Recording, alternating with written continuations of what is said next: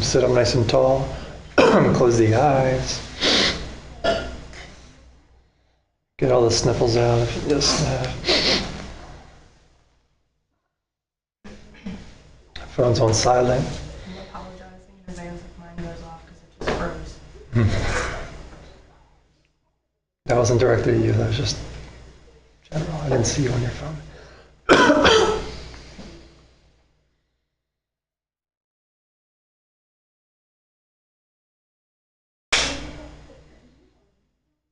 Make sure your legs are comfortable.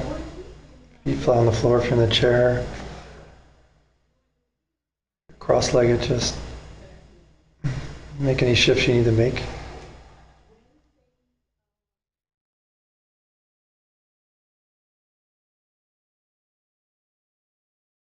And spine nice and tall.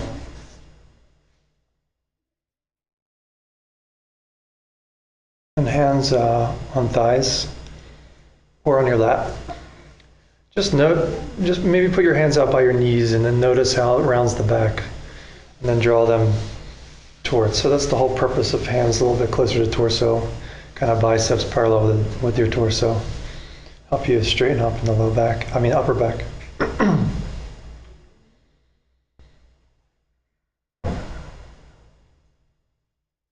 And then relax your shoulders.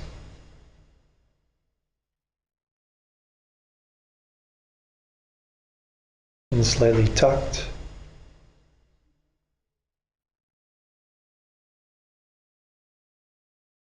Relax your face.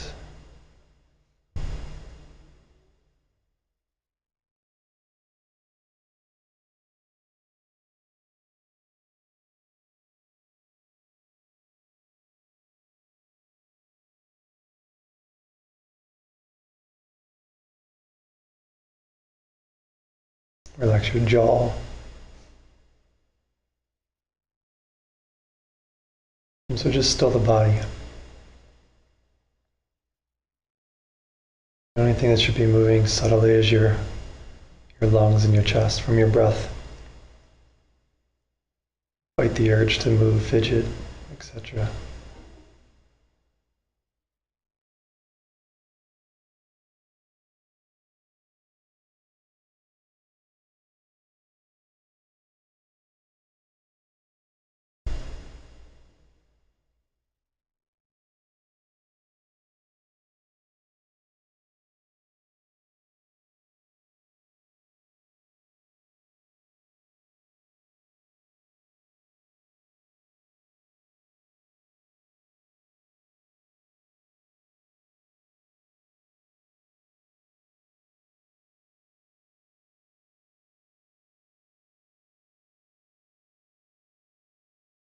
Okay, and then slowly start to bring your focus to your breath.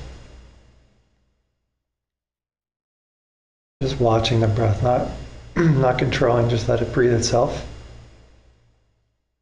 And just slowly start to deepen your exhales. Let the inhale take care of itself.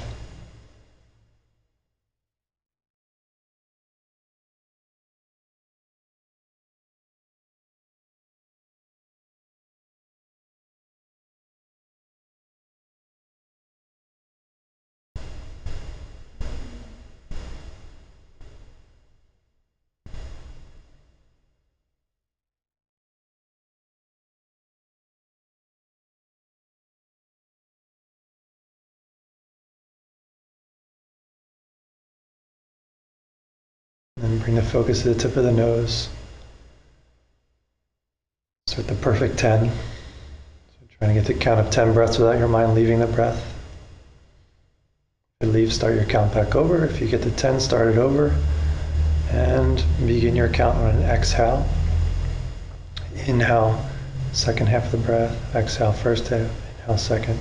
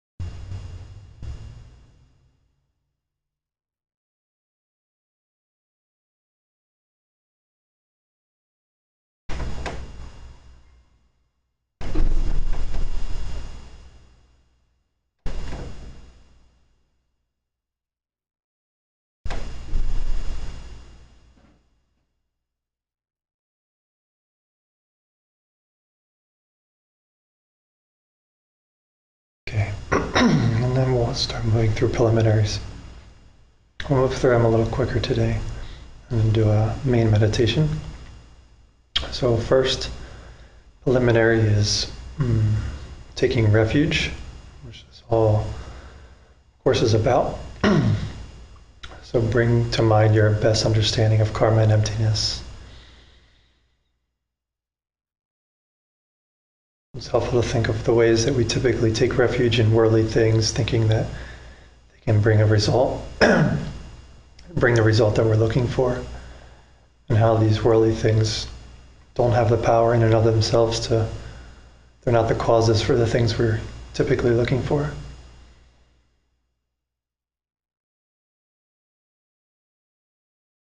Things are coming from causes. I need to create the causes in order to receive that result, to get that result. So in all cases, it means whatever it is that you want, you have to see yourself helping somebody else get that same thing. So take refuge in that understanding, your best understanding.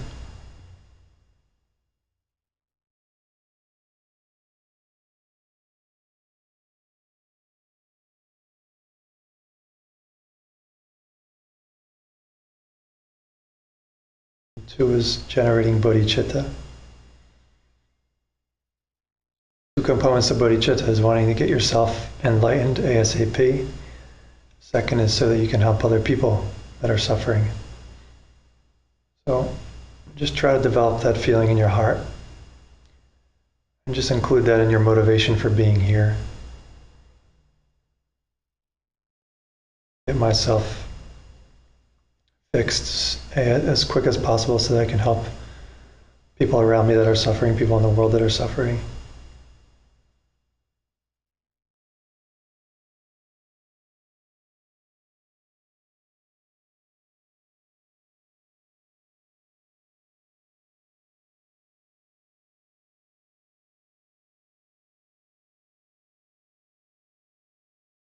And then bring to mind a teacher or a mentor, a guide for you in your life, parent, a friend, grandparent, somebody for you that has been a teacher of some sort, some person that's showed you virtues, certain qualities that you find as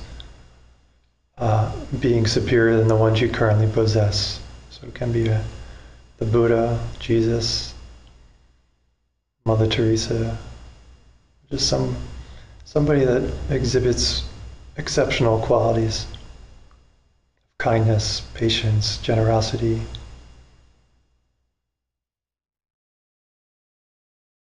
And just visualize them sitting in front of you, bring them. They say it shouldn't be a picture. It shouldn't be like you're visualizing a picture in front of you. It should be like they're actually sitting in front of you.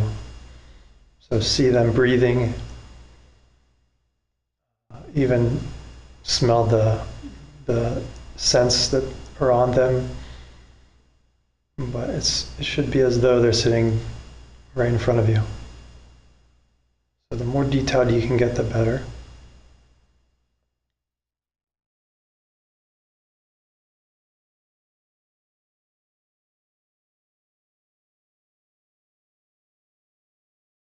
Just acknowledge the good qualities that you see in them. See them in those situations where they show you those qualities. Just bring them to mind, be happy about them, recognize them, appreciate them.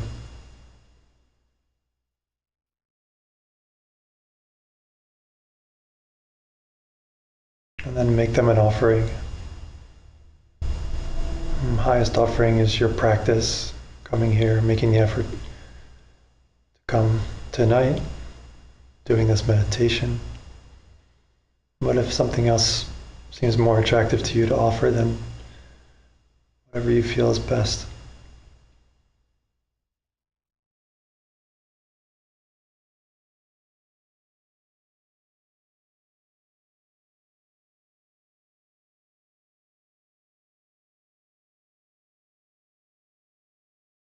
And next is we purify any negative seeds that are lingering in the mind from before meditation. So it's kind of like to clean out the mind so you can have a good meditation.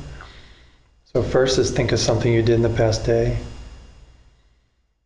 that wasn't so kind, some negative deed that you did to somebody else.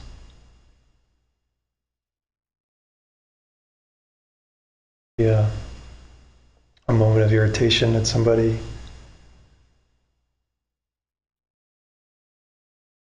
In my case, it's a few moments of irritation at somebody. And then obviously my speech and my actions reflect that.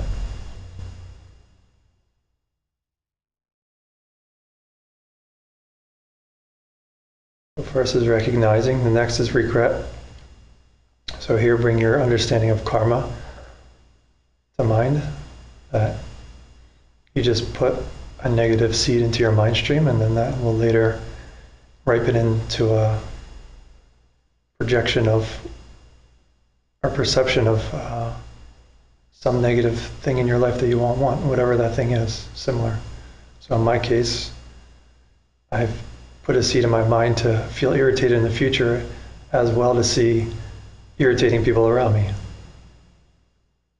because of a few moments of irritation.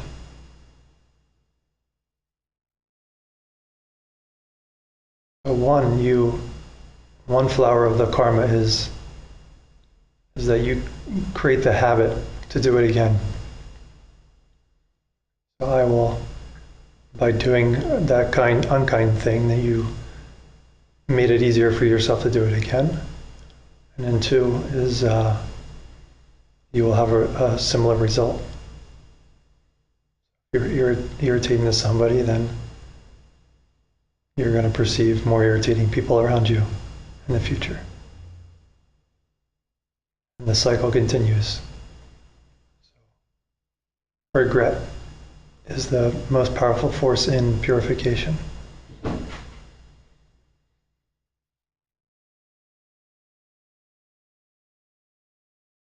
Then think of something you can do to counter that.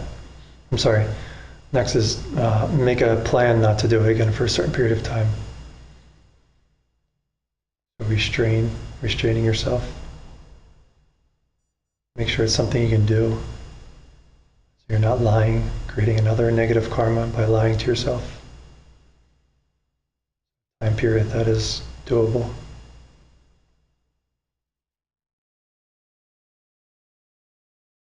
I'm going to try really hard not to get irritated for the rest of the night. I said for the next 3 weeks I'd be lying to myself.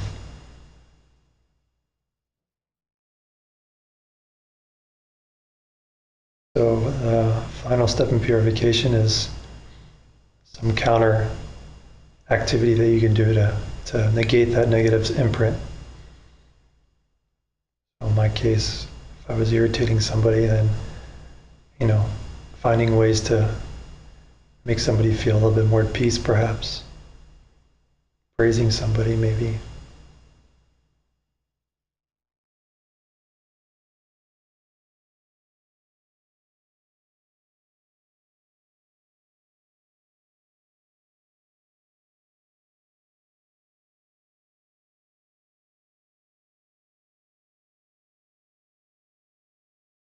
And for the makeup activity, even if you're doing your book, or while you're doing your book, there's kind of like a cure-all activity for all negative deeds, and that's just thinking about emptiness and what that means.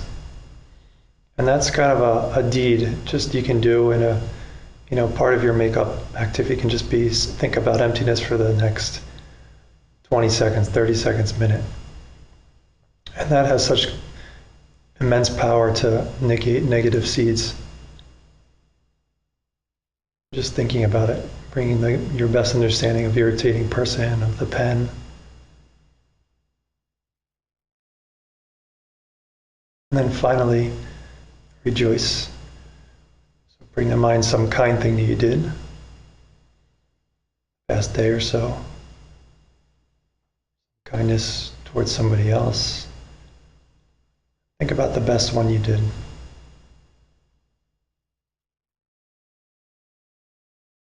And just replay it. Try to feel happy about it. Rejoice, mentally rejoice. Be happy about the good things you're doing.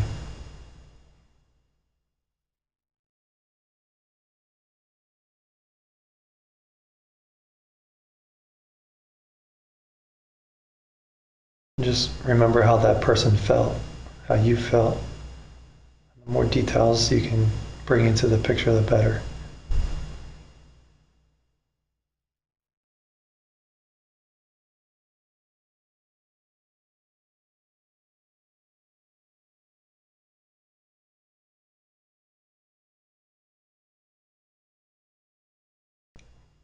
Okay, and then come back out to your breath.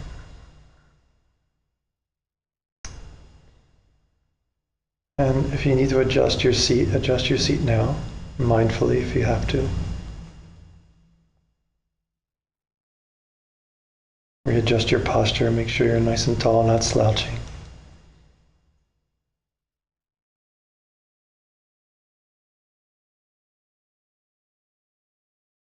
And relax the eyes, the eyelids, the corners of the mouth, shoulders, jaw.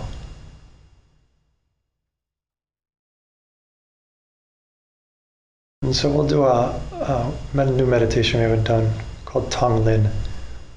It's a really, really powerful practice of meditation. And Tong Lin translates to giving and taking. So it's where we take away the suffering of someone in particular, and then we give them everything that ever wanted. Like in the practice of giving, it's just there's no boundaries to what you give in the meditation. And so the first step of that is first we hollow out our bodies. So from the crown of your head to your tippy toes, go through and empty out all the blood, the bones, the organs out, and just like replace it with this blue skylight, like a blue sky. Just going through very slowly from the crown all the way down to your toes. Getting all the corners of the ears, the nose, just all the little nooks and crannies. Removing all the stuff that's in there and replacing it with this sky blue light.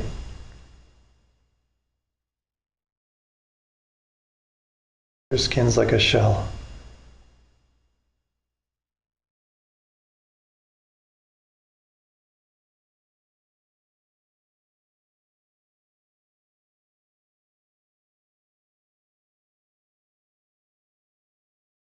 Another moment to finish up.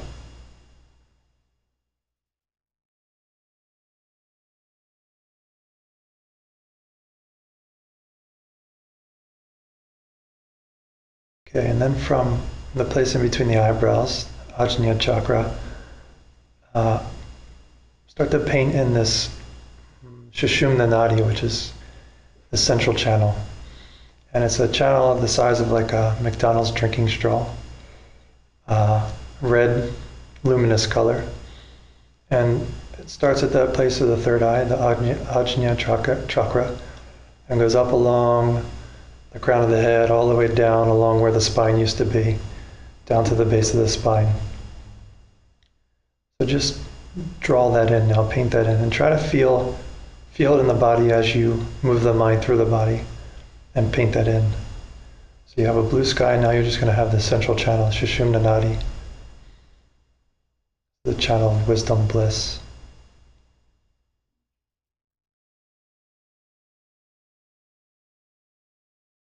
Maybe just go up and down a few times and try to see maybe certain areas that are a little darker than others, and see if you can color them in, paint them in a little brighter.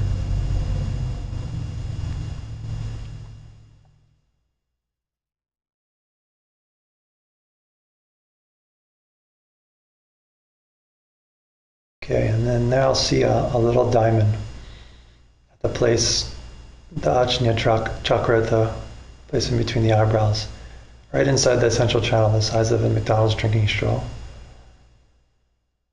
And this little diamond is representative of your wisdom. So all your understanding of emptiness, karma, understanding where things are coming from, how the world's not coming at us, it's coming from us. So that's all kind of representative in this diamond. And then at the heart, inside that channel, see a rose. Or traditionally the flower was a lotus, but they're not very common in the West, so it got translated to a rose. But if there's another flower that calls out to you more, then put that flower there. And that's representative of your compassion for others, bodhicitta.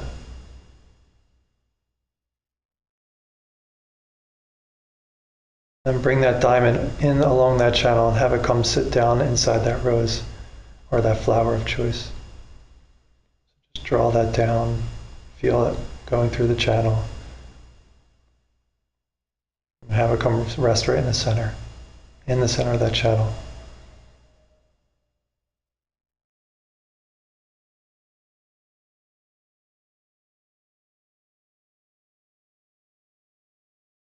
Okay, that's the first part. Second part, bring to mind now somebody that's suffering in your life some way. Look through your life, find the person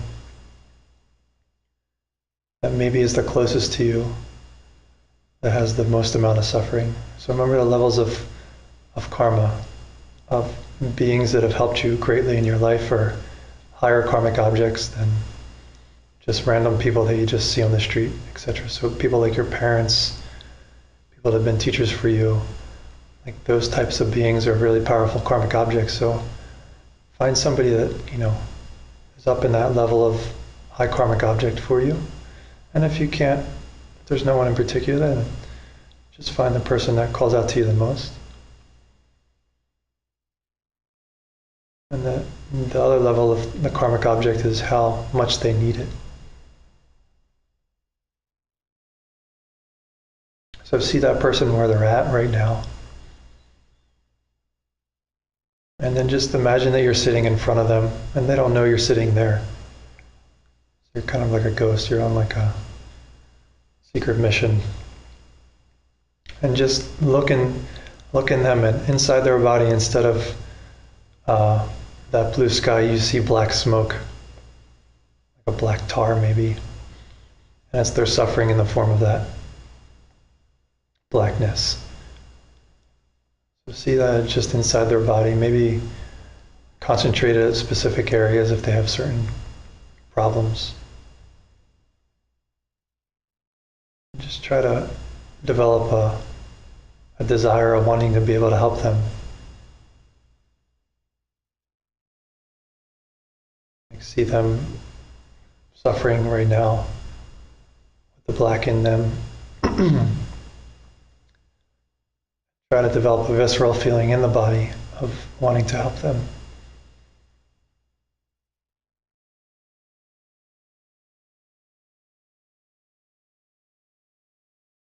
And then we start to use the breath. So it starts to incorporate pranayama, which is yogic practice of using the breath. So your breath is kind of like a vacuum cleaner. And you're going to start to, with your inhales, start to draw all that black smoke in their body and start to condense it all into a little pea-sized shaped ball at the area of their heart. So very slowly, slow breath in, slow deep inhales. Start to draw all that blackness and start to see it all swirl into this little black ball at the level of their heart. Take your time.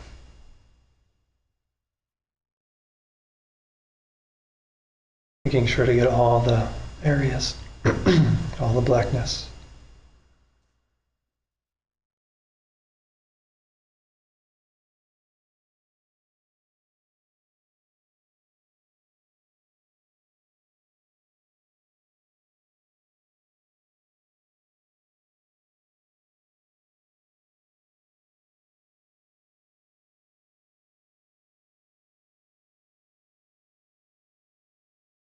Take another moment and finish up.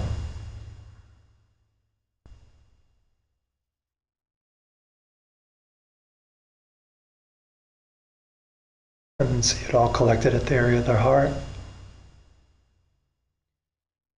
Then with a breath or two, start to draw it up along their spine and have it come outside their nostrils. So see it traveling in their body.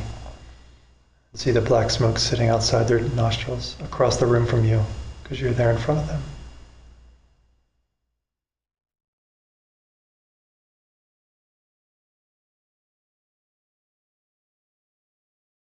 Okay, and the next step, decide that you're going to take on that suffering and destroy it.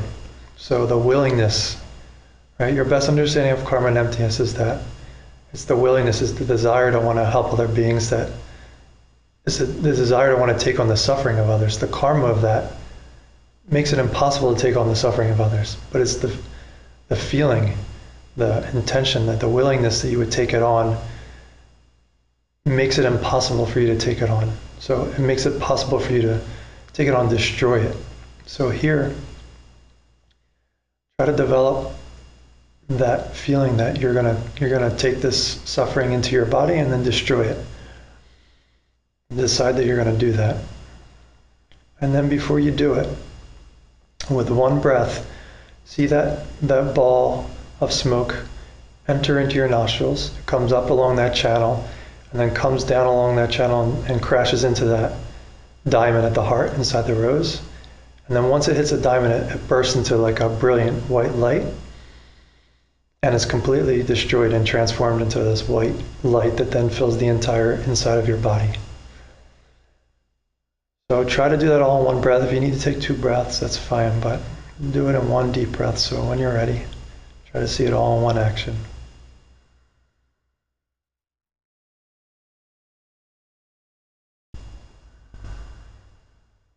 And make sure you see it destroyed. And then feel that the inside of your body is covered in this white light. If you didn't get it all, take another breath or so. And then this white light just radiates the inside of your body, filling all the crevices. And then look back at them, and they're free of that suffering now. They've changed. They feel lighter. They feel happier. Suffering's gone. And the last part of the meditation is now on the exhales from rays of that light from your heart. So just maybe imagine like a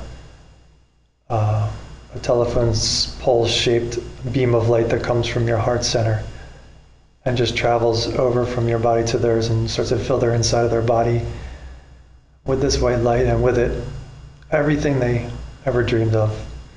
Complete peace of mind, complete happiness, contentment, physical things. They want a new car, give them a new car, a new house. Whatever it is they desire, just with your exhale, start to send it over to them.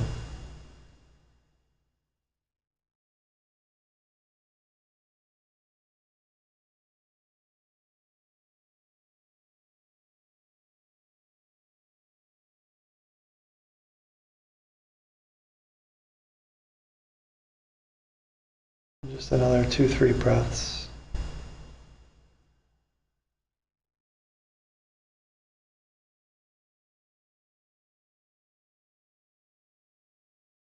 The most powerful thing you can give them is a understanding of how the world works, where things are coming from.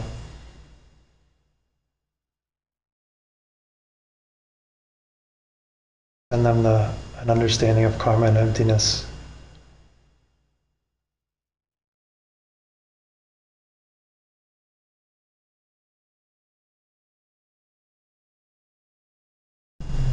Okay, and then come back out to the breath for a breath or so. And then just bring to mind that teacher or whoever that is in front of you, that holy being that's sitting in front of you from before. They're still there, they didn't leave. And thank them for being part of your life, a presence in your life. And ask them to stay, mentally ask them to stay. continue to teach, continue to be a good example for you in your life.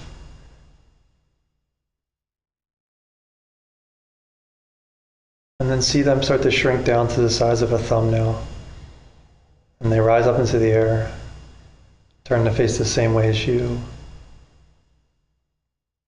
And they come to rest on the crown of the head, your head. And just feel them land on the crown of your head. And then they start to shrink down even more and start to descend down through that central channel, the Sushumna Nadi. And they come to rest at the area of the heart, inside that central channel, inside a little tiny room the size of a grain of sand or a grain of sugar.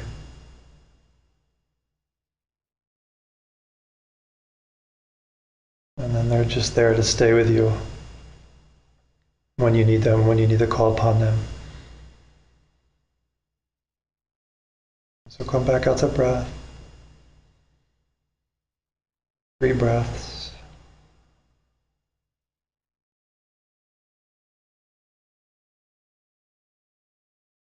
And after your third, open your eyes, stretch, come out. Crack.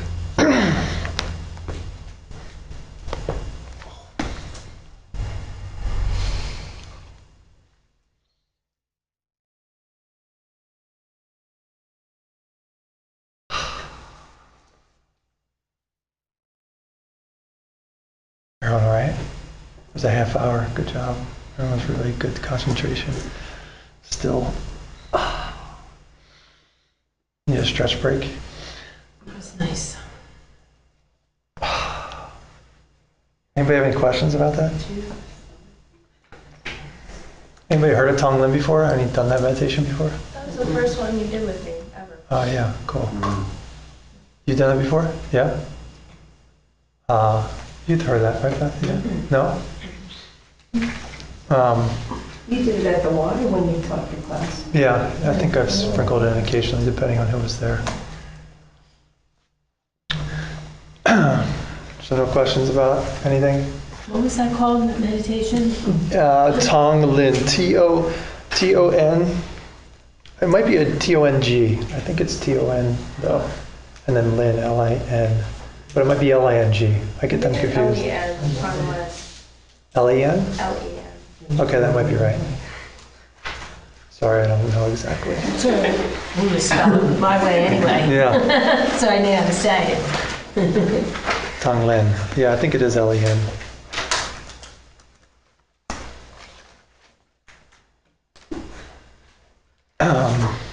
That's T-O-N-G-L-E-N. T-O-N-G. L-E-N. Yep. So,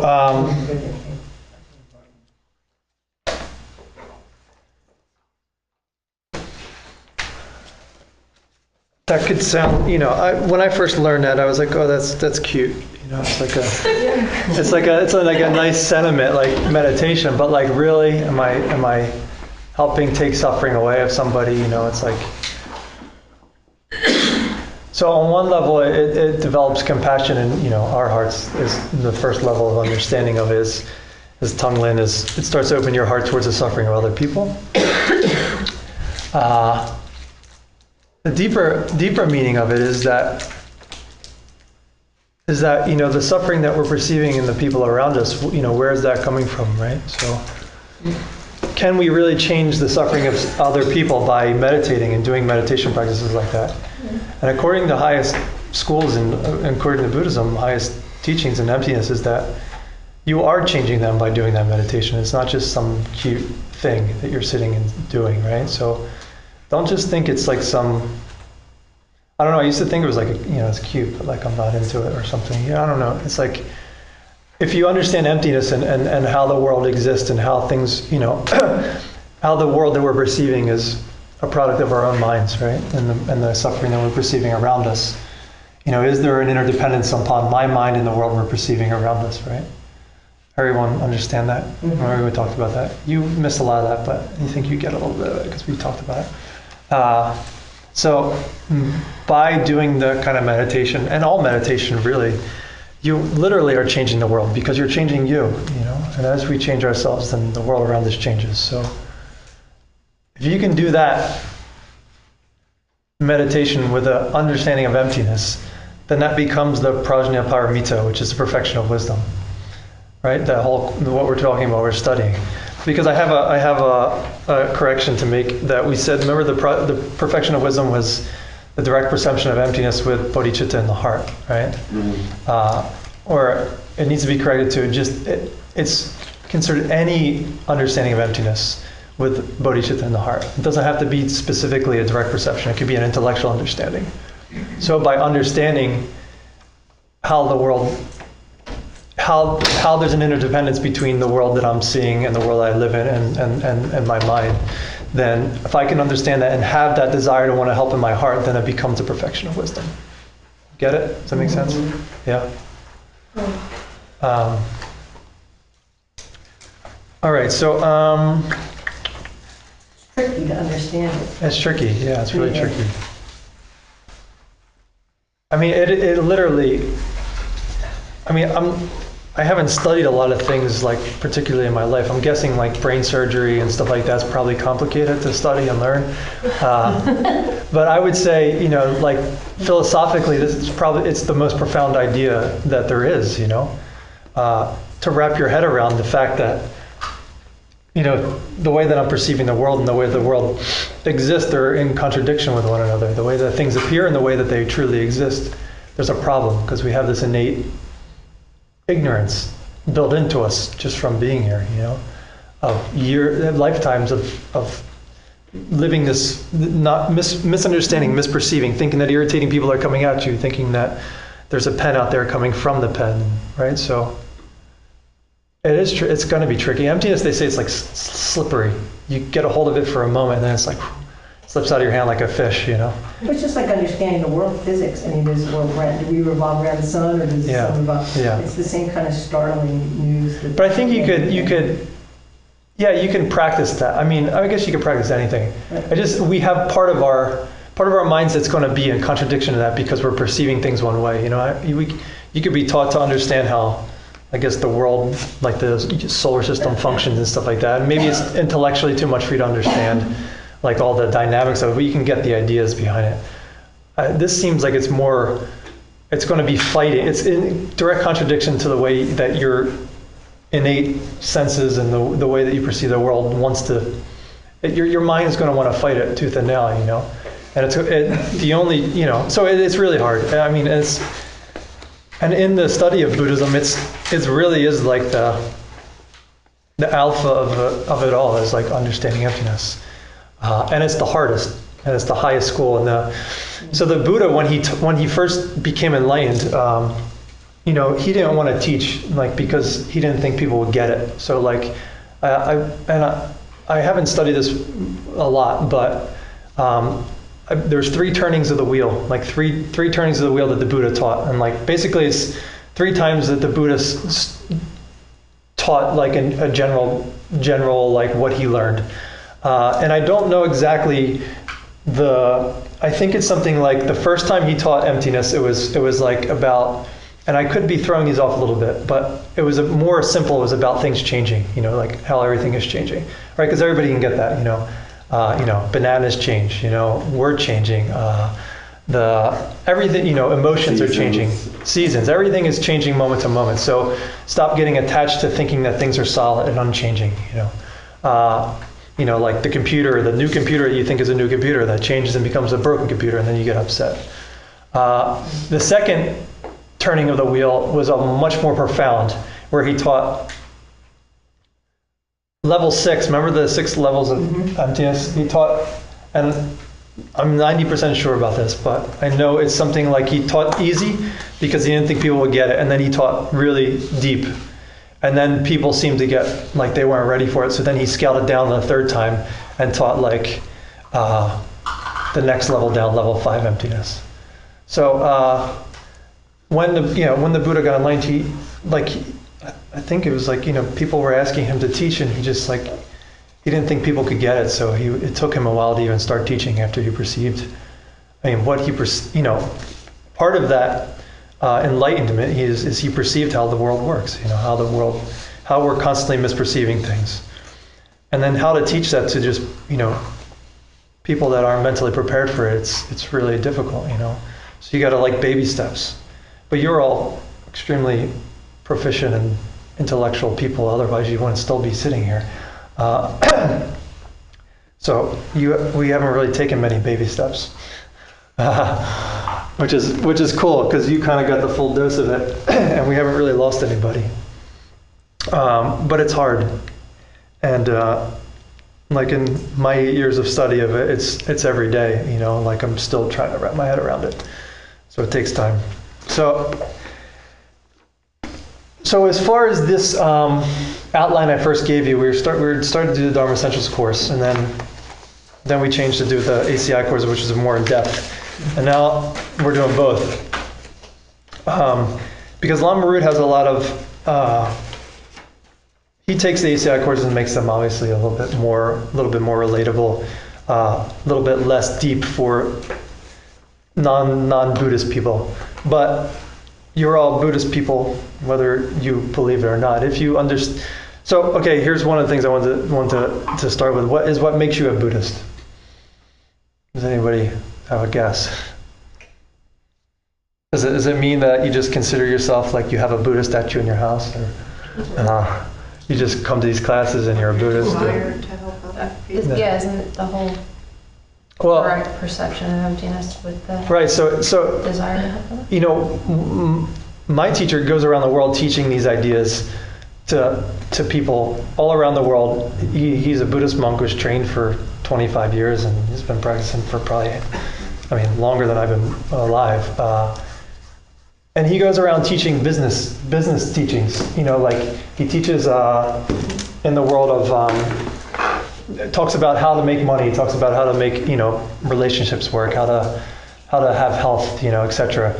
Using these ideas of emptiness and karma, right? Like you don't necessarily have to sit there and teach people like, okay, you don't have to say, you got to be a Buddhist in order for, these things to work for you. And you have to talk, you don't have to talk about karma, you don't have to talk about emptiness, but you can talk about how irritating people, aren't coming at you and how they're coming from you, right? Like you can get somebody to understand the idea that, if a dog comes in this room, he sees a chew toy and we're being forced to perceive a pen, and that we're both right. And if we put this on the ground and we both leave, at that time, this thing is neither, right? So this thing is empty from being a pen from its own side or a chew toy from its own side.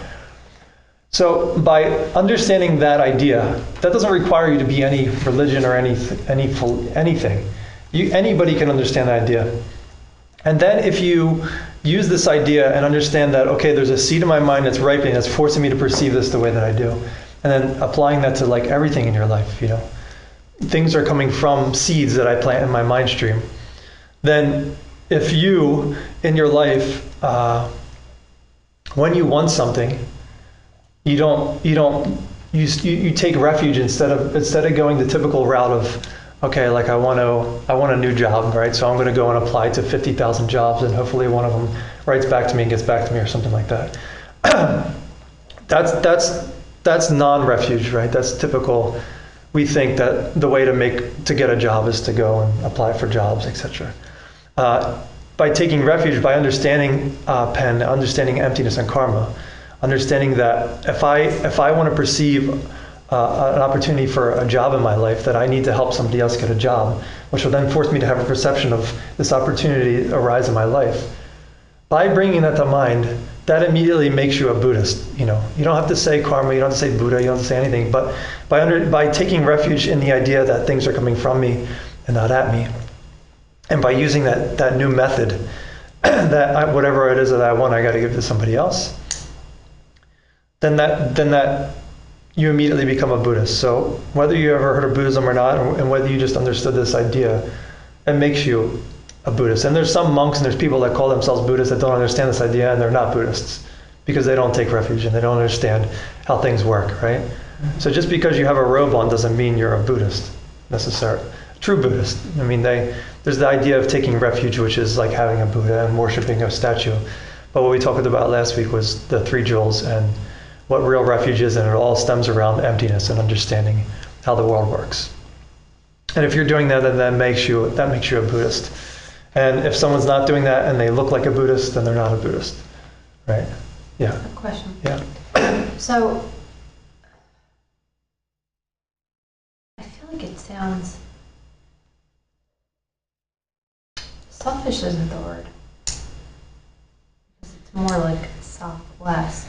But it's, you're basically, like, doesn't it have to be more than just doing something or giving something to somebody so that you can get it? Like, I need a lot of money, so therefore I'm just going to give you $100. But don't I have to? So then, what are you going to do with the $100 when you get it? You're just going to keep it and hoard it, and then you got it. That? No. So then you got to give half of that, and then you can help more people because you got more money. Right. So you can help more people, and then it's just, if you get the money. So it's all more like, so the whole idea of refuge is kind of like paying it forward. Is understanding that the only way you ever got anything in your whole life was because you give it to someone else or help somebody else with that in the past, period. Because of the way that pen exists, right? You got to come back to that. So the only way that you've ever gotten money in the past is because you were generous in some way. Whether you realized it or not. Whether you realized it or not, whether you drew the connection or not, that's the only way you can perceive money coming to you in your life. To have a perception of wealth of any sort has to come from you seeing yourself being generous. So whether you like it or not. Generous in any way, or generous specifically in the way of what you want? Generosity, period, in any way will produce you having the things that you need. Just being generous with your resources, generous with your money, with your time. So like taking your money and helping buy food and clothing for your children. Right. That's right. Generosity. Right. So here's the problem. Here's the problem with that system according to Western understanding is that I know a lot of people that are generous that have no money, and I know a lot of people that are stingy that are rich. Right. Mm-hmm. And so that's the garden thing. Like, you put a seed in the garden, and it takes time for that thing to grow. And we said in Buddhism, a seed can go into your mind and stay there, for 100 years plus. Right. So you can do very kind acts. And that could go into your mind stream and stay there for 10, 20, 30 years and then ripen, right? And then you have this sudden wealth, but you have no tie to like where it came from, when it came into your life, what you did to do it, because they're, so long ago, right? And then unkind things that you've done in the past, they can go into your mind and they could stay there for a long time. And then, you could be being really generous and then, you're not getting anything back and you keep losing your money, right? And you're like, I guess the system doesn't work, but you're putting new seeds into the ground, and then those seeds are going to take some time to grow and then ripen, right? So that's the argument for when it comes down to like, well, I know people that are generous that don't have any money. Well, the moral of that story is that they weren't always generous. They, in the past they were stingy. They had to be. It's you planted weeds. In my garden this year, it's just like filled with weeds. It's driving me insane. Like I don't even want to touch it, right? And I'm like, I didn't plant those weeds there. Right, but I know they got, they had to be, like, they didn't just come out of nowhere, right? So, I have to go in and weed them, and put the seeds that I want. And, that's the work. I don't feel like weeding it, de-weeding the garden, right? And they're like the bad habits that we have of being stingy, because that ignorance that we're constantly stuck in, that, the way that I get money is to hold on to it, not to give, right? But if you give, that's the only way to get anything anyway. The four-part, do we do the 4 steps, which is crucial, of planning karma? Is like, one is figuring out what you want. Yeah. Okay. So that's like the whole. That's what I was going to say. So it comes back to like the whole regret, rejoice. Like. No, that's purification. There's 4 parts of that too. So there's another 4 steps. What is it that you want to get? Was that? What is it? You figure out what it is that you want, like in one sentence. That needs that. Okay. Find somebody that needs it. Make the plan. Do it. Yeah. What 4 steps is this? Do you remember the last one? It's the most important one. I thought it was do it. Oh, rejoice. All right, rejoice. Okay. So Yeah, I'm going to go through it. Sorry. Okay. One is figure out what it is that you want in one sentence. It can't be like, I want this and that, and then like, I want this with that thing, and it's got to be this way, right? It's like, because then you'll just be so boggle-minded, you don't know to attack, right? So figured out what you want. So like I need money, or I need my financial situation to be better, for example. That's what it is I want. 2 is find somebody else in your life that needs that same thing. So for karma to work, you need somebody else. You need to see yourself. Karma is any action of speech, body, or mind. So you need to see yourself do that action. That puts an imprint into your mind, that puts a seed in your mind that will later grow into force you to perceive that thing around you. 3 is do it. So you got to actually follow through with it. After you make a plan, 2 is find somebody that needs the same thing and make a plan to help them. And it's good if you can do it like, if there's something in particular with this specific process, because of how the mind works, pick like an hour a week, an hour every 2 weeks that you can help that person. Like sit down, like if it's somebody that, like let's say needs money, like a friend struggling with financial stuff. So make a plan to just sit down with them and like, okay, and make it a habit. So like, okay, we're going to sit down until you figure this thing out, and sit down, brainstorm ideas with them. Ultimately, the best thing that you can help them is to help them understand this. Because ultimately, they're going to have to see themselves give in order for them to perceive themselves as having the things that they need. But if they're not open to these ideas, etc., then you brainstorm with them. Think of ways that you can help them, that they can help themselves get out of that situation. 3 is do it. And then to make this special, add special sauce on number 3 is if you can have bodhicitta in your heart while you're doing it. See yourself as like starting a revolution, like let's say that this idea works and I'm doing this. Why I am doing it, like just see that this is like the beginning of something like huge. Like if this is truly how to get money is I just have to help somebody else get money and that works. And then all of a sudden I have the resources that I need. Then everybody in my life wants to know that same thing, right? So that like I'll be able to be of real help to them, like it's like I'll be the guinea pig, but I'm the guinea pig to see if this thing really works, right? And then step 4 is the most important part. And this is the part why, someone could have been generous, 5 years ago, and then now they're being stingy, but they have a lot of money, right? Is the rejoicing part. This is like the fertilizer on the seeds that you put in the garden. Like if you just put a seed in the ground, or you throw a seed on the cement out here, or this tile, or even a rug, the seed's not going to grow unless the fertilizer's there. It might catch a little bit of dirt in the corner of the room perhaps, and then maybe someone spills some water and then a little splash of water gets on the seed and then it kind of grows in a little sprout and then dies. That's typical actions we're doing, is that. So the fertilizer, like Miracle Grow for mental seeds, is rejoicing, which is one of the preliminaries, which is the last preliminary, rejoicing. And again, this was another cutesy one. When I first heard it, I was like, oh, that sounds cute. I'm not really interested, But we have a bad habit in our society to feel like it's a negative thing to be happy about the good things you're doing. Like we should be like a martyr or something. I don't know. Like if I do good things, then okay, I should suffer or something because of that. Like it's the opposite. It's required for mental. The way that the mind works is you have to rejoice in the good things you're doing. And very important, as you're laying down before you go to bed at night, because there's the mind is in a certain state before it falls asleep. Very open. And then whatever you have on your mind right before you fall asleep at night goes in your subconscious all night long. And those seeds grow all night long in your subconscious. What's that? That's important. It's the most important part. I can't say that, over and over again, that what you say before you do. Yeah. It's the most important, like I've heard it a million times too. So you got to make it a habit to do it. Otherwise, it's going to be like, you'll be like, oh no, this karma thing doesn't work, right? And then most people, you say, okay, did you figure out? Yeah, I did that. Number 2, did that. 3, did that. Well, did you rejoice every night? No, I didn't really do that. Like that one always gets thrown out, but it literally is the most important one. And the cool thing about mental seeds is that they have no expiration date. So you can bring to mind any good thing you did in your whole life and just bring them to mind that, and that will fertilize them to grow stronger, faster, etc., bigger. So that's the reason why, if you don't have money now but you're being generous, that the generosity seeds haven't sprouted yet. They're in your mind stream. No act is gone unseen. Everything you think you're going to do is in your mind stream forever. You can purify negative deeds, but they say it doesn't remove from your mind stream, it just scorches it. Like if you were to hold fire to a flame, understanding emptiness is the fire to the flame. So the more you understand emptiness, the more it destroys all your negative seeds. So you have to understand emptiness, because just by understanding that, you can wipe out all your negative karmas by understanding emptiness, which is like the most powerful antidote, which I brought up in meditation today.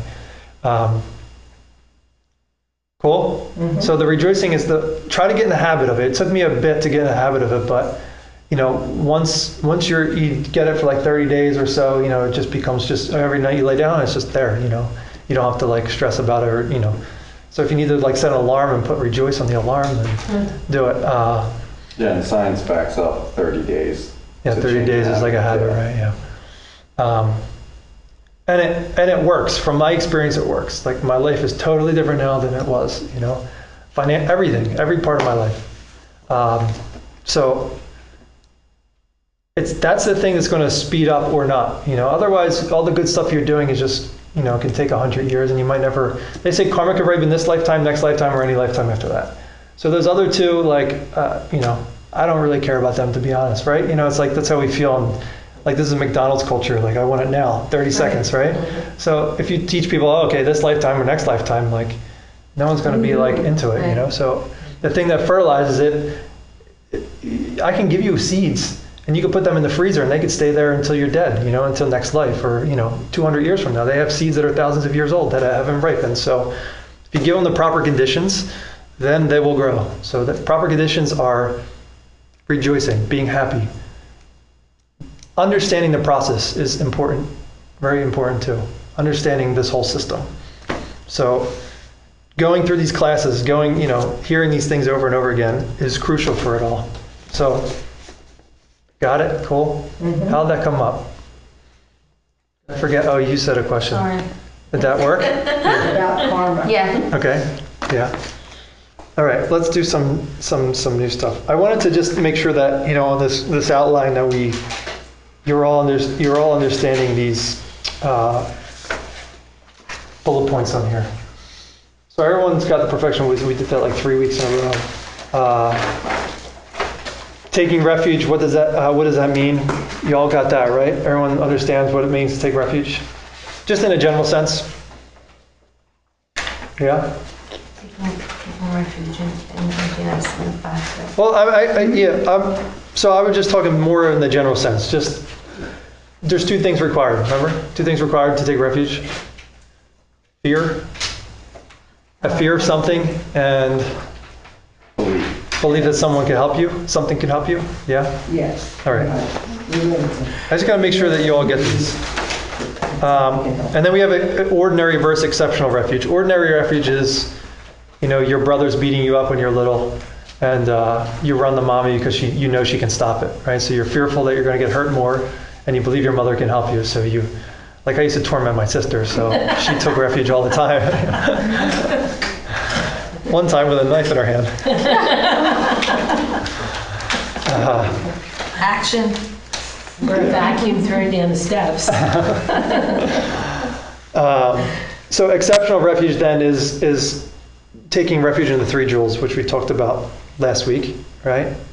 Which is, got the 3 jewels, peeps. Dharma jewel, Buddha jewel, Sangha jewel.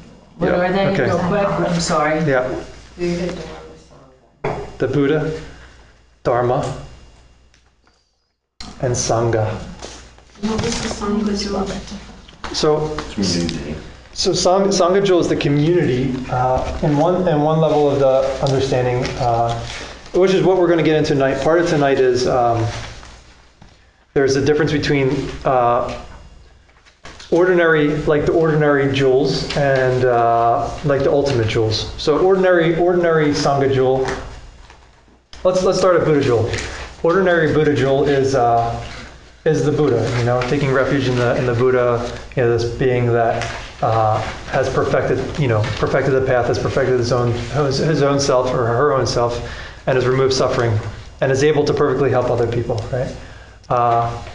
Ultimate form of the Buddha jewel is the emptiness of the Buddha. Anybody tell me what that means? emptiness of the Buddha. Yeah, I can emptiness. tell Of you the, what I wrote down. Yeah. Do you want me to do that? well, what's the emptiness of the irritating person? That's They're on coming me. from us, not at us. Okay, And I can become the Buddha. right. So the emptiness is that it's not, there is no hardwired Buddha out there, you know. The Buddha looks down and perceives himself, puts his parts together, just like we're looking at here, putting these parts of this object together and then labeling a pen, right? The Buddha looks down, puts his parts together, his body and mind, and sees a perfect being, you know, sees a body, no longer a mortal body, and a mind that's perfectly at peace, content, happy, etc. So the emptiness is the fact that they're not hardwired a Buddha. And that makes a potential, and the fact that we're not hardwired suffering. So that makes us potential to become that, right? Buddha nature, there's an idea called Buddha nature in Buddhism. And Buddha nature is not something, it's a commonly misunderstood that like we're already a Buddha inside, right? I think you've heard of this, right? Buddha nature before, Beth. But it's this idea that, you know, we're already a Buddha inside, we just got to uncover it. You know, we just got to like work to uncover it. But it's not, that's not correct. The correct understanding is that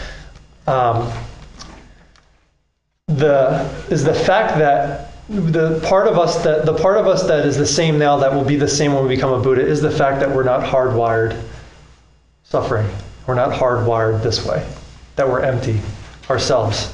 That's a hard one. Oh yeah, that close was. And that's the only thing that's the thing that will go, that's the same that you have now that will be the same when you become a Buddha, is the fact that you're not hardwired suffering, or you're not hardwired enlightened, etc. Is the fact that you're infinitely changeable, that you're coming from seeds by how you treat other people. That's really what it means, is the way that you perceive yourself is based on how you're treating other people, your morality. And if I change my seeds, if I change my actions, if I become more ethical, then that is the thing that will produce the body of a Buddha, the mind of a Buddha for yourself. But the fact that you're not hardwired that way, the fact that you're not self-existent, the way that we feel like we are, is the thing that you share in common with a Buddha. And that will be the same when you become a Buddha, that you have now. That's a hard one, but smoke it, put it in your pipe and smoke it. Okay, so, and then the mind of the Buddha is the other Buddha jewel, the ultimate Buddha jewel, which is it's kind of the same. It's the fact that the mind of the Buddha is coming from karma, it's coming from seeds, it's coming from how he treated others in the past, and that we have that same potential to create that for ourselves, because our minds are not fixed or unchanging. Our minds are changing, and we can change our minds and the makeup of our minds, and to have a mind that's perfectly at peace, content, by changing how we're acting, by putting new plants into the garden. Dharma jewel, what is the word he used? Apparent, that's what it is, apparent. So the apparent Dharma jewel is what? The thing that looks like the Dharma jewel. Does anybody It's know? an actual book. Like the books, yeah, the books, the Right. teachings. The words, Yeah. the words. Like we're calling this the Dharma essentials. Like Dharma translates to the things that which holds you up. So Dharma is like a collection of books. That's the apparent. So you take refuge in the Dharma jewel, which is, you know, understanding that these teachings can help me and help me become happier, etc. Ultimate Dharma jewel is what? Direct perception. Right. Yeah, cool. Which is the most important thing in all these courses and classes. Which is why we're here. Which is why we're all here, yes. So direct perception empty is to see directly that, you know, there is no pen out here coming at us, that the penness is a quality coming from my mind, coming from seeds. And that came from me providing things for people to communicate with others in the past with. So I see myself helping somebody else communicate, then now I am being forced to perceive something that I could write something down with or communicate with somebody. A dog doesn't see a pen. A dog sees something inconvenient to chew on. You can see the pen as the chew toy. We can see the pen as a chew toy, but we really don't. Take it. but we're being forced to perceive it as a pen, yeah, we could see this as an ice pick too, many different things. The tool. How does a bodhisattva or a Buddha see this? Potentially as an object to save the world, right? Like, this can take on a whole different meaning, a pen now. For all you, it probably has, right? You know, you should never look at a pen again and just think, oh, it's just a pen, you know? Because, you know, you think about, okay, the pen and the chew toy thing and like that whole idea. If it brings about that idea of emptiness, then all of a sudden it's become this kind of profound object. You know, it's no longer just a simple pen The or pen is chew mightier toy. than a sword. That's right. Why there? That's a saying. All right, and then Sangha Jewel. Ordinary, what did I say? Group of Apparent. people that are like-minded. Like Yeah, meditation right. group. So the technical definition is a group of 5 or more monks. Guys, it's 5 or 3? I think it's 5. 5. Yeah, 5. That's what you said last Yeah, yeah, it's 5. 5 more months. Well, I have it here. It's You 5. can change it whenever you want. It's 3. But you know, they refer to Sangha as just being a group of, you know, people studying Buddhism, you know, together. Like, we're a Sangha now, you know. Thanks for being in my Sangha, in our Sangha. And then the ultimate Sangha Jewel is Anyone that's seen emptiness directly is an aria. Arya. Yeah, yeah. Aria, right? So yeah, anybody that says direct perception of emptiness. And then you become 2 of the jewels when you have the direct perception of emptiness, which are, because you're not a Buddha yet, so you don't become the Buddha jewel. Dharma, Sangha, and Dharma, and Sangha. So you become the Dharma jewel and the Sangha jewel when you have direct perception of emptiness, and then people all over the world, when they're taking refuge, are taking refuge to you, which is cool. Like, they're praying to you, literally, when, you know, if you're a being that's had that experience, which is an interesting idea.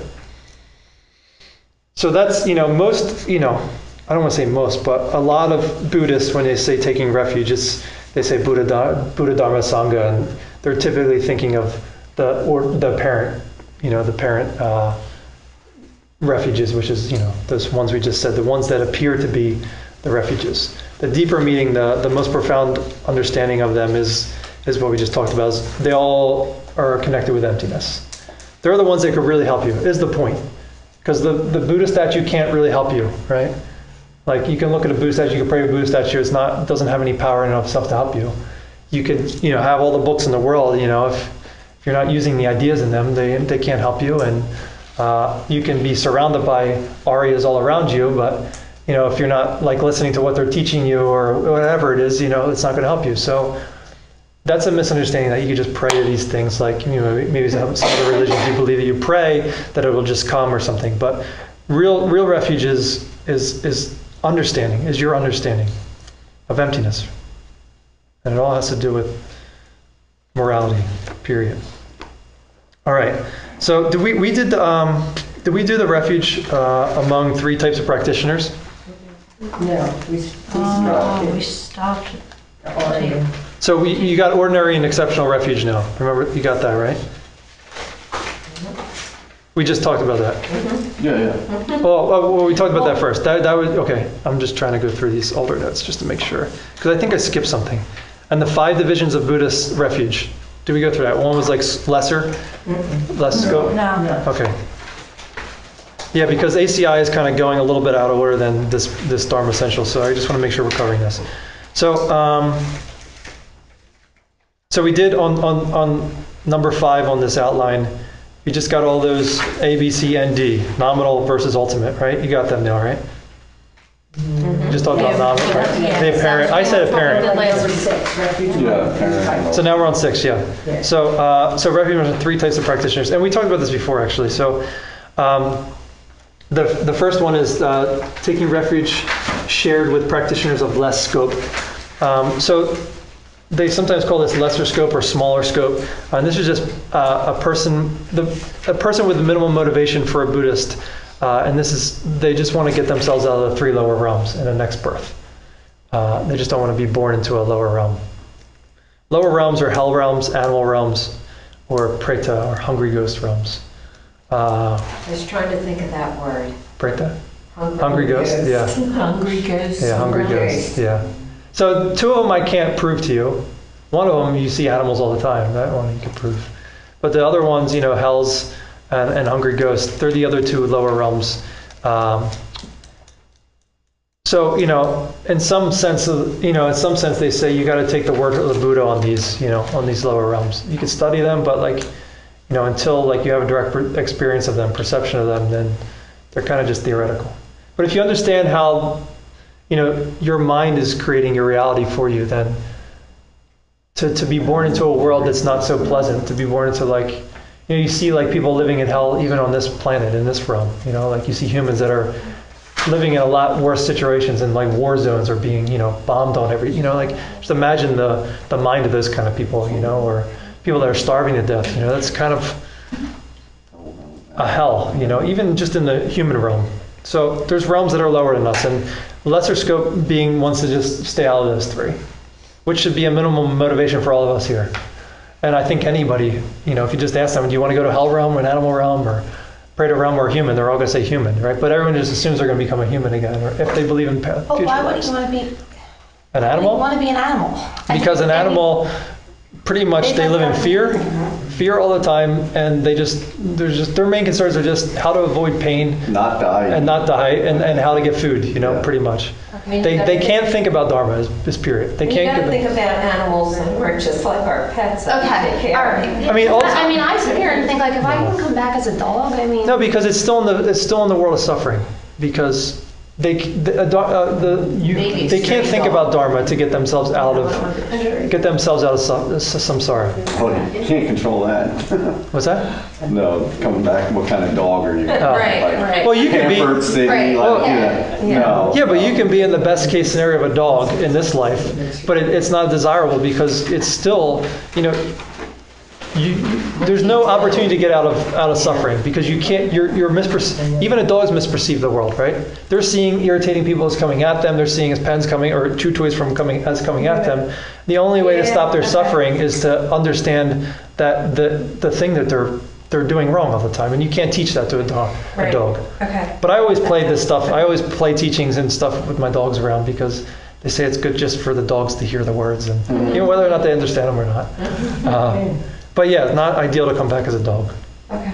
because you don't have an intellect. You can't think about ideas that can stop your suffering and other suffering, right?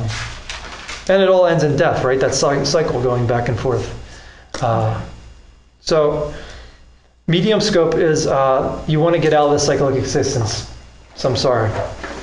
So it's kind of like, all right, those three lower births, I don't want them, and I don't want to be a human either. That doesn't. I just kind of want to stop suffering altogether. I don't want no more of this suffering realm.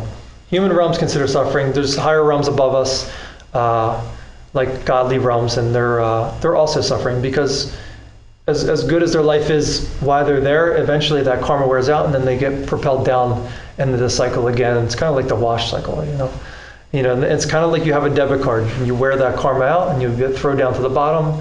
They say people that are in the heavenly realms, they last for a really long time, but when they run out, you go immediately down to the hell realms. Because during that time you're in the heavenly realms, you're not concerned about creating karma, etc. You're just living like a blissful life. And if things are coming karmically by seeds, by seeing yourself acting, then you're not concerned about perpetuating because you're just totally happy and bliss and you feel no desire to And you can't change stay anything. there? It's still in the cycle of suffering. So eventually it wears out, just like this life wears out. It all ends in death. So in the sense, all samsara, if it ends in death, all of samsara ends in death and it's considered undesirable from the point of view of a Buddha. A Buddha's outside that cycle. But again, your concept of bliss, isn't it? Yeah, but it wears out is the point. You can be happy and blissed out in this. It's a temporary place. Put it that way. It's a temporary. But see, the wordage is again, it's the thoughts that create the bliss. Right. It's going to sound when my goal is to kid stuff, become an angel. Yeah. My goal is when my time comes to learn to be an angel. That's the goal of and this be all. able to help people Yeah. when I no longer am in this body. Right. So that's my bliss. So No, I would that's the lose goal of that, Buddhism. Yeah, that is the goal. But that's outside the cycle of suffering. To Okay. become enlightened, a Buddha, you want to call it heaven, etc. These are different types of realms. The ones that I'm referring to are ones that end, that are temporary, because when the karma wears out, they get thrown back down to the cycle, and then they're back down the hell realm, and they got to go all the way through that. One we're doing, the track we're all on is understanding how we're creating our worlds, and that's coming from karma. And the more you understand that, the more you can work to perpetuate that and eventually escape that cycle altogether, because this cycle depends on misunderstanding. All this cycle of samsara, all those realms depend upon a misunderstanding of how the world exists. If you understand and you're working on understanding emptiness and karma, then you're already on your way to becoming an angel. And that is the goal of Buddhism, to become a Buddha, an angel, whatever you want to call it. It's all the same, whatever terminology. But that's a permanent place. It never wears out, because you understand how to perpetuate it. You know what I mean? Like, you understand the karma, what got you there, and how to perpetuate it. I think when you say heavenly realm, Yeah. most people's perception of heavenly is Catholicism. like Yeah. the end all of, Sorry. So actually, the actual term is pleasure being. Yeah. It's a pleasure being. yeah. That's what they call it, a pleasure being. So I said the wrong term. So a pleasure being is just someone that's kind of in like a heavenly realm, so to speak. But it's like everything is going their way. It's Everything's heavenly, but beautiful. not a heaven that lasts. But it wears out at the Temporary. end. It's beautiful. It's great. It's like, but it's temporary. Is the thing. So it seems like it would be desirable but from the point of perspective that it wears out, then it's not, right? So even in this life, you could be having a grand life, everything going your way in this life, but if it ends in suffering and the fact that you have to lose everything and you die, right? Then it's considered in the world of suffering, right? So it's good. They say it's like licking honey off of a razor blade. That's what this life is like. It's sweet, but like at the end it cuts you. So what is it? And this is the medium scope. So that's medium. And then lastly, we're over time, but lastly is greater scope. And this is basically what this whole course is about, what you all are, which is you want to get out of suffering altogether and then help everybody else get out too. Like, it's not enough to sit back and eat your, really ritzy, fancy meal and you have starving people sitting all around you, It'd be like that. Like, medium scope is like, it's just for myself. Like, I got this beautiful vegetable dinner. I would say steak, but we're beautiful vegetable dinner at Veg Restaurant downtown or something like that. And then everybody sitting around you is starving to death. And but can you really enjoy your meal? So greater scope is like, no, I want to get myself there and then help everybody else get there too. And this is why we go for refuge. So you're all in that scope. We're all greater scope, which is Mahayana. If you've heard of Mahayana Buddhism, that's what this is that you want to get there. Bodhicitta is get you on that path. So bodhicitta is being, because it's the desire to want to get out of suffering so that you can help other people. All right, What good. was that word that you said? Mahayana, Mahayana. It means greater vehicle. Maha is great. Maha. I think we actually talked about that like in the beginning. Yeah, we did on the course one, yeah. A lot of this is going to be like, most of it actually, it's going to be redundant. All right, something we never do. Let's close our eyes for 30 seconds. And just dedicate. It's important. I always forget. And I'm driving home and I'm like, oh my God, I forgot.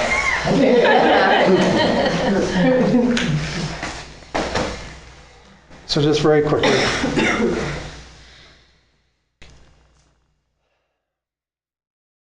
So just dedicate all the efforts coming here, sitting through, listening to me talk, taking time out of your night. Just dedicate it to helping, to achieving your goal, to achieving the goal. Being able to get yourself out of suffering so that you can help other people, dedicate to others.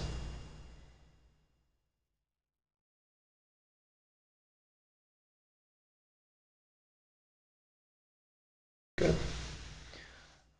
Thanks, Mark. Yeah, thank you all. Thank you. And how do you feel about starting to do maybe some Tibetan prayers? Is that weird?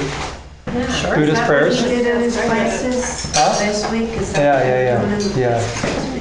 So there's certain mudras that you do, and there's I'll bring it. I was going to bring a projector this week, but next week I'll bring a projector and I'll put it up here and or print you something out too.